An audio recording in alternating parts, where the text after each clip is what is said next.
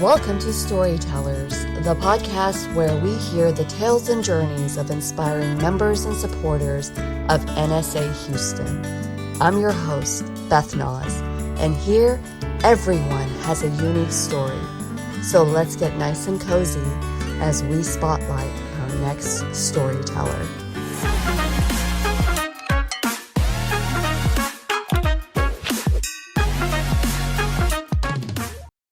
Our guest today is a master in change formational leadership with over 30 years of experience as a C-suite executive. Dr. Jeffrey Magee has transformed countless organizations through his work with business owners, CEOs, and military generals. As a publisher of Professional Performance magazine and the author of 33 best-selling books, his expertise is globally recognized. With over 5,000 speaking engagements in 30 countries, Dr. Magee is a true force in driving transformational change and developing top talent. Please help me in welcoming Dr. Jeffrey Magee to our show. Welcome.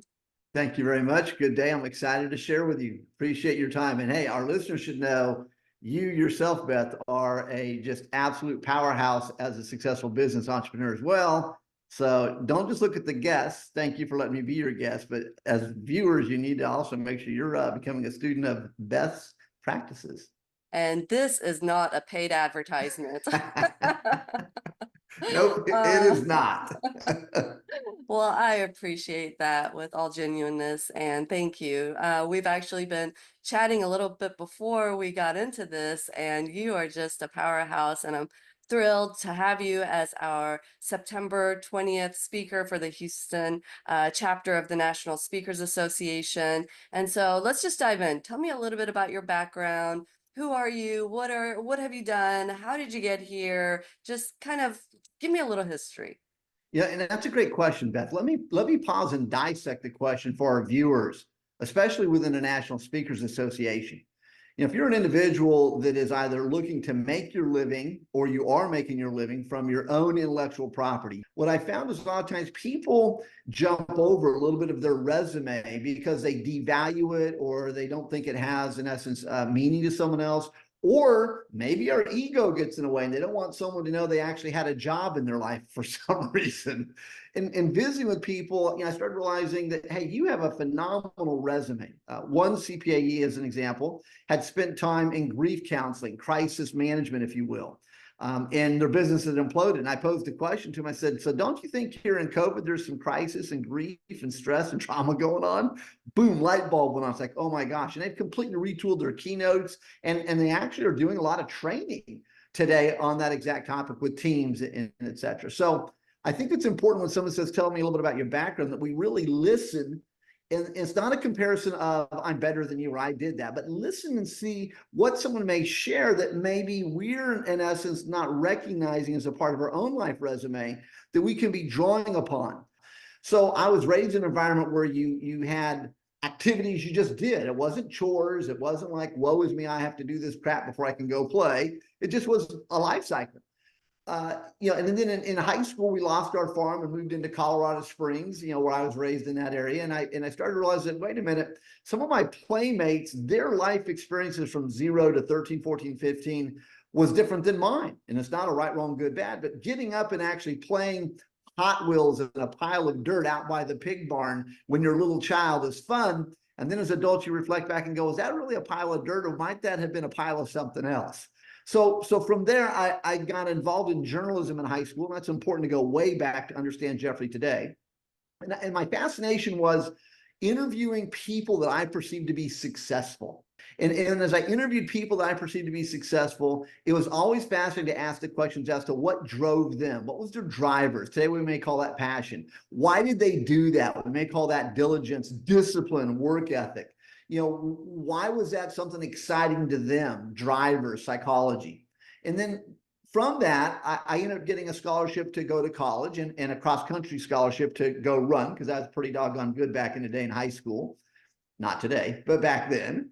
And from that, though, I spent some time in Kansas City in journalism. Fast forward to today. So one day I realized that journalism was very negative. It was always writing about someone. Let's get inside your closet and tear them down. Everyone has bad elements. And I just left it cold because that wasn't my DNA and went into sales and marketing for a company.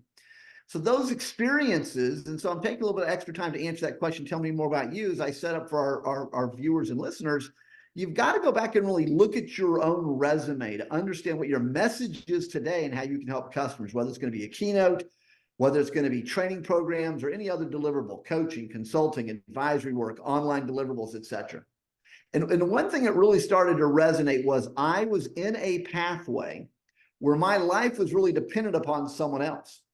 And one day I kind of recognized no more, no way ever again.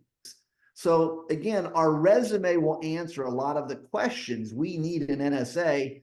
And I know I spent a lot more time on one question than normal, but I think that's important for people to really understand how to be a better speaker. You don't need someone else's story.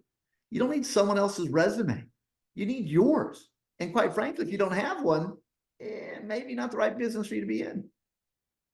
That's amazing because what I'm hearing, and I want the listeners and the viewers to hear, is this evolution of growth, this mindset that you're just going to keep pushing past it to find that thing that is your ultimate purpose. And I find a lot of us who are members of the National Speakers Association are trying to find what's our message? How do I craft that message? Who is my audience?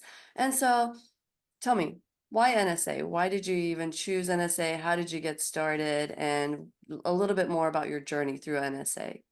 It's a great question. So I was working for an advertising and marketing firm in Kansas City. And one of my colleagues, one of the other executives, was married into the Fred Pryor seminar family. I started recognizing what I liked, though, was learning, and I liked sharing what I had learned that actually works. Not just learning, but again, learning and applying it and tweaking it and adjusting it so that it generates a business behavioral application that leads to a greater success at the end of that engagement or endeavor. So I started my own company and I was doing market research for businesses. And within that, it was in the area of developing training programs. But what I started realizing, though, is that a lot of those businesses and a lot of people were looking for a quick solution to solve what they think was the problem. And then from that, I started realizing that there is a psychology and a chronology to developing the mind. That's huge for our listeners to be writing that down right now. So if you're going to give a keynote, where do you engage your audience's mind? And chronologically, where do you engage them and how do you move them through your story or through your presentation to the destination you want to arrive? And when you understand the chronology, then there's also going to be some psychology that needs to be applied to walk them through your story for impact or walk them through your message so that they get the right message at the end. And training and development's the same way. What I started realizing from a leadership standpoint is that there are very essential building blocks to developing our mindset to be more effective leaders. It's like learning the alphabet. You start with A before you go to B, C. You start with number 1 before you go to 2 and 3. And what I started to realize is that there are some very core disciplines and topics we need to understand to develop the leadership mindset. And a lot of times people in business, they don't understand the business of the business. They just want to walk out on stage and speak in front of a bazillion people. Big mistake. That's so true. And what I'm hearing is there is structure that goes along with building your professional speaking, coaching, training, whatever direction it is, even moving company career. There are fundamentals of running your business, and you have to know that in order to be multifunctional, multiversed. I may not know all aspects of it, but like you said, I reach out to people and sources that are more knowledgeable than me that can help me. And Brilliant. and in addition to that, you end up seeing that your core values also have to align. And so I'm hearing that not only do you find the right people to help give you that support, to help you be able to build yourself in a way to where you can elevate through delegating and then be able to put that message out there to where it's impactful and everyone's in line with it. So, there's this accountability chart of responsibility and understanding it clearly. And then through that, you have standard operating procedures for how things run. And so there's this clear communication. And what amazes me is we are in the National Speakers Association. So we are in the association that actually speaks and communicates. And I find that there are people that I run across that don't have the structure in their business because they can't communicate it. And Absolutely it's correct. not easy. A lot of it comes with experience. Like you said, that resume that you build to get you to say, oh man, I just experienced that. I'm never going to do that again. So how can I put a process in place that prevents that from happening? It really does help if you've ever been in business. Okay, so that just took 50% of the mouths out of the game if you really think about it. Now, if you've been in business, you can understand. And so again, kind of organizational psychology. I use a triangle as a diagram. In your head, you've seen it a zillion times because you just spoke about it. If you draw a triangle and you think about how that applies to business, then put two horizontal lines in there. And the top part of that triangle is all the senior leadership, the ownership of an organization. The middle of that pyramid is going to be all the management players in that organization. And the bottom of that pyramid is the rank and file, frontline people, team associates, whatever label you want to put on it. I don't care. I don't want to get into word salad games here.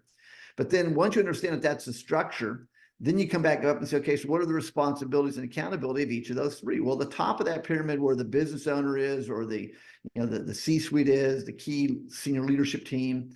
Then below that is where your management hat kicks in, or your management players. And that's where you're going to put in all your processes, all your SOPs.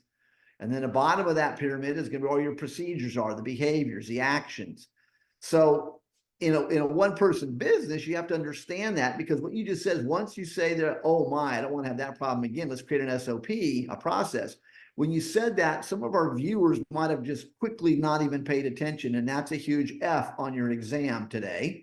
Because again, that's how you grow your business. Again, you don't want to reinvent the wheel of problems, just as you don't want to reinvent the wheel of success. When something really works, you create a strategy to make that happen more. You create processes and procedures to make sure that we are in that lane to accelerate success where we know we're going to have it.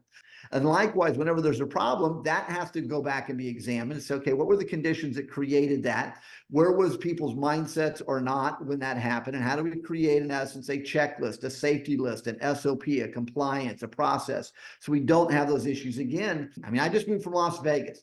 And I, spoke on the Las Vegas Strip almost once a month before, during, and post COVID. And during COVID, you had a year where the Strip was out of business. Well, again, I can walk into Caesar's Palace or MGM, and the truth is, on any given day, 90% of their meeting space is empty, dead empty. I mean, I lived in a penthouse, overlooking the Strip for years, and I overlooked the brand new convention center area they built connected to the old convention space. And there's about 5 major conventions every year where that space is actually busy. But the majority of the year, you can drive by the building and it's empty. So you have to find business today, and that goes back to the business. And that's why your business is thriving, because you know how to find it. And when it gets tough, you can look in the rearview mirror and say, yeah, it's probably tough today because I laid off the gas pedal 2 months ago and didn't let my name get out to the way I needed to. So it's a powerful question you posed. Very much so. And also the accountability factor of what you just said. It's ultimately the finger gets pointed back at you, and you are responsible for making sure all the wheels are turning and they're turning as clearly as possible. And if you really think about it, one of my very first mottos that we embraced was Einstein's insanity is doing the same thing over and over and expecting different results. And Great. nobody wants to just keep doing and making the same mistakes. So through the journey of being an entrepreneur, you find growth through those negative experiences. And I remember customers would call me, with complaints of certain situations, and I would listen. And that's another key thing that you said is listening, whether it's to your employees, to your customers, and really being observant and gaining that perspective. You may not agree with it, but at least gain it and give it that little knowledge bank that you have. And so the customers were complaining, and I listened, and at the end, I would always tell them, Thank you so much for this phone call. And normally you don't get a thank you for a customer service call, And it's like, thank you so much for this phone call. Because if I didn't hear it, if you did not bother to pick up the phone and call me and tell me about this, then how can I take it and better it and make sure that it doesn't happen? Absolutely. And so you take that negative experience, and when they actually see that you're genuine and you're wanting to improve yourself, and yeah, things happen in life. And we touched on it a little bit earlier when we talked about the Speakers Academy, but the Speakers Academy helps accelerate or give you a boost in your knowledge of just kind of honing and crafting your message. But between Speakers Academy and the CSP designation, what are your thoughts in terms of the value that members gain? Great question. So within NSA, there's a lot of touch points that you can interact with to validate what you're doing or to have professional engagement that might challenge and elevate your game. So you have the local chapter. You have then subject-specific meetings throughout the course of the year that might be on marketing or platform skills. There's the CSP CPAE Summit. There's the National Convention Influence. There's the online vault and portal of products. There is different resources that NSA, like any trade association, would offer. So there's a lot of different ways you can grow and develop yourself within that. So for me, though, if I were to say, okay, what's Jeff Magee's answer to all of that, because that's what you posed, I would say actually it starts with the association. How I look at the Speaker Academy, what I did at NSA Vegas was I basically elevated it by reaching into our chapter. We were very fortunate in Vegas to have a lot of CSPs and CPAEs, including, let's say, Patricia Fripp and Marilyn Sherman and Mike Rayburn, and just write down the list of phenomenal personalities. And I reached out to every one of them and said, I want each one of you to be guest faculty during the academy. So just our academy attendees have access to you as a phenomenal brain bank and personality. So here are the different topics we're going to go over basically over the 8 months of the academy. Pick the topic that's best for you, and we want you to host it. Patricia Fripp has an example. She lives in San Francisco and also has a home in Vegas. She would host the academy attendees at her house and have a round table. Last year it was funny. She was, we asked her for a certain amount of time, and we had that, and we wanted to honor that. So at that time when we said, okay, we need to start wrapping it up, and she looked at it, she goes, it is my house, isn't it? And went on for another hour or two. So she's great. But again, so that's how you would grow people that want to emerge into this, thrive at this, or even a speaker wants to reboot and go through the academy. So the academy, actually, sometimes people misread it. It really goes back to the fundamentals of strategy, systems, processes, procedures, and activities. So it's a great program. So the chapter, so those are multiple examples that I think the chapter is really the center of gravity. Our last three national presidents, including Meredith right now, our current chairman, they've made the comment that the chapters are the lifeblood of the National Speakers Association. If we can build thriving chapters, then the national will thrive. And if we have members that are involved nationally that are not involved in the chapter, and we give them a reason to be involved in the chapter, they'll be there. I mean, again, I'll just use Vegas because that's where I'm moving from. Our CSPs and CPAEs are at every meeting every month unless they're speaking somewhere. But you have to give them a reason to be there. It can't just be, oh, please be here. Yet you've got to develop people. So the chapter is it. It's phenomenal.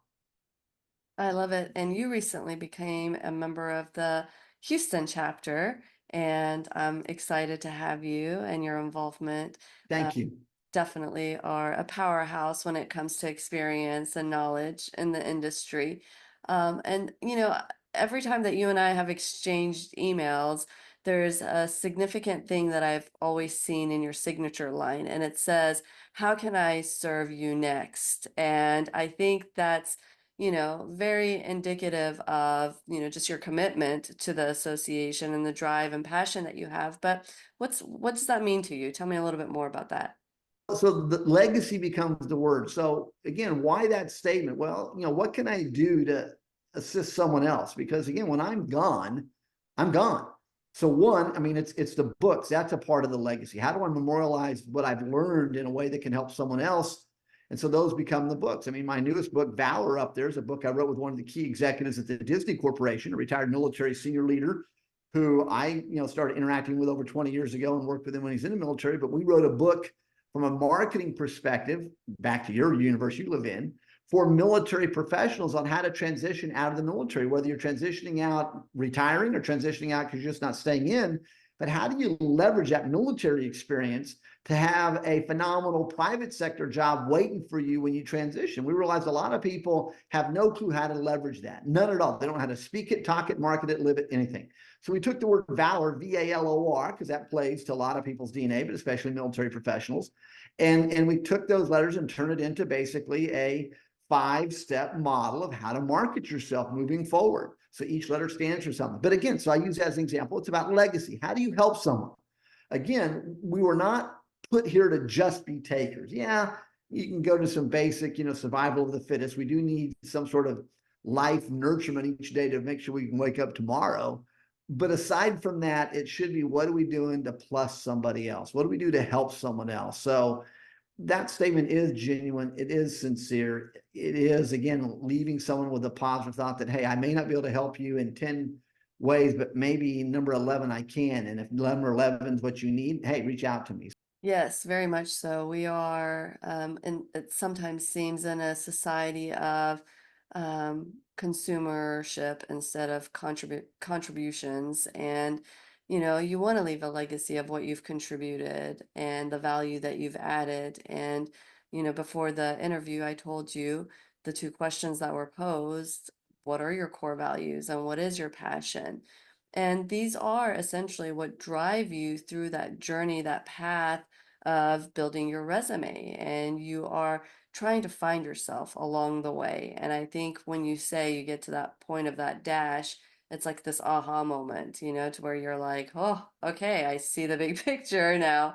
And then and you try to do something different. And I want the listeners and the viewers to just hear this. In terms of perspective, what I'm hearing is self-awareness and the importance of self-awareness. Whether you are a business owner, you are standing in front of an audience and speaking, you are training, you're coaching, whatever it is that you're doing, you're influencing. And what you put out is what you're going to get back. And how you react is how people are going to react back to you. So much truth in that right there. And so really being intentional with what you do and how you do it. And, I've heard that so much in, the way you've conducted your life and the resume that you've built for yourself is a lot of intentionality. And sometimes we just live day to day. The days just pass and you go through this cycle of routine and being in your comfort zone and not wanting to make any change or push yourself to grow. But that you have to start somewhere. And, for me, getting involved in the association, I didn't know anything of what I was to expect. I just wanted to be part of a support system who thought the same as me and had storytelling as a passion. And, I came with my eyes open and my ears, Beautiful. ready to listen and willing to contribute. And I think that's the important part, is that participation in life. Again, this is such a phenomenal industry, and it's again, there's so many ways to do it. I would just coach and caution, what is your intellectual property? That's what you draw upon. That becomes your unique story or content or formulas or methodology that's going to make you unique. And then that's why someone's going to want you twice. These days, more than ever, genuineness and authenticity is embraced so much. And the more you are able to be yourself, then the better it is in terms of trust building, because that's the main thing in building any type of relationship is how do you give that output for that person to see you, and through your actions is going to ultimately build that dynamic, that relationship, that trust, that 500, I can't even say the numbers, they're so big, 500 million to 200 billion type of accounts. Because coming into this, we are going to have new members who are just coming into the association, but then we're also going to have seasoned members. And I think that's the beauty of collaboration is, you get influence and you are able to give that value in terms of what you're willing to gain. And you are going to be a tremendous value for us on September 20th. I am so Thank you. excited to have you. It's my mom's birthday. I better be really good dinner. I'm in double trouble with you. And so, for the most part, I know the chapter is really, really excited to have you, not Thank only you. as a member, but also as a guest. Any final thoughts? Maybe just give us I know you've hinted a couple of things of what we're going to be able to hear on the 20th, but just kind of an overall idea. And thank you very much. So in the time we're going to have together, obviously a lot of Q&A opportunity. I'm a big believer in a workshop like this with my peers. Interrupt me at any time with a question. And again, if we know our topic, we can weave it right in there and answer and keep going. Where I'm going to go basically is here's a formula that I've seen work in building a business from $0 to $1 million. Here's what a day in the life of you needs to look like as a professional speaker. Most of you are going to operate and work from home. That's perfect. A lot of remote workers today that we all know about since post-COVID. But here's how you need to set up your professional mindset to be successful every day. What do you need to do on Monday to tee up a sale by Friday? What do you need to do on Friday to make sure you're successful this week? We'll talk about what the next deliverable is you need to create that you can monetize for instant revenue. We'll look at how to look at this as a one-time speaking event, which is a model that probably 40% of NSA uses, and I just think it's way too exhausting, to how do you build a relationship model where you can have recurring business from an account. If you're a keynoter, how do you look to sell 8, 9, 10, 11, 12 keynotes at one time? I'll share how to do that. If you're in the training world, how do you sell a 1, 2, 3-year relationship? That's what I have built. Those binders right up there, each one of those binders represents a 2-year relationship with a client, which basically is $1 million. So how do you build that out? We'll look at online other tools you can have. I'll share with some models. I have a talent management company, jeffreymagee.com, and I have a media company, Professional Performance Magazine I've been publishing for 30 years. And again, I'll talk about those. We'll talk about how to do master classes via YouTube that you can put out there for free, or how you take that and put it out there for fee. So I'm going to share with people multiple ways that they should leave this program when we're done and accelerate their business. And some of the product we're going to talk about, people already have, but they've not thought about how to reconstruct it so that they can monetize it. And that's kind of what we're going to hit. We're going to give people ways of doing that. That's incredible. And we definitely do not want to miss that. And so, as we wrap up another episode of Storytellers, we've heard some super amazing insights from Dr. Jeffrey Magee on transformational leadership and developing talent, growing your business, and so much more. Remember, he'll be at our association chapter meeting on September 20th as our guest, and you can register in the link below. Thank you, Dr. Magee, for sharing your experience and your expertise with Absolutely. us. Thank you. Look Tremendous, forward to meeting everybody. tremendous powerhouse. And until next time, let's keep moving it forward and sharing your story. This is Beth Rohani signing off.